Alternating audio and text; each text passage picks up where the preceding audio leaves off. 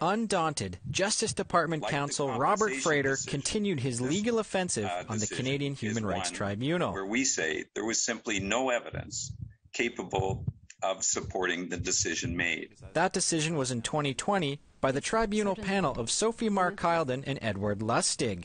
They ordered Canada to apply Jordan's principle to non-status First Nations kids.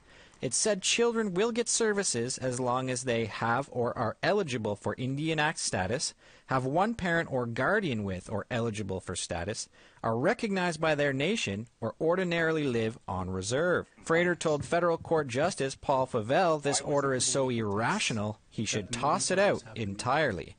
The attorney accuses the panel of moving the goalposts on a 14-year-old complaint originally about discriminatory funding practices. What the tribunal was doing here was simply making policy.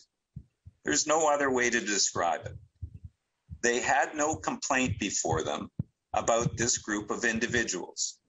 No evidence that could substantiate a claim of discrimination. But the First Nations Child and Family Caring Society hit back. And all that was being considered here was whether these kids can ask for help. Counsel David Taylor said Canada still wants to prevent First Nations kids from accessing essential services and still relies on discriminatory law to justify discriminatory conduct. The federal government clings to one of the chief colonial instruments that Canada has wielded to wreak havoc on First Nations cultures over the decades.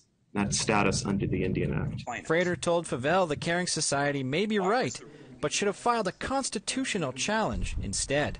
The federal court hearings finish tomorrow, then it will be up to Favell to decide.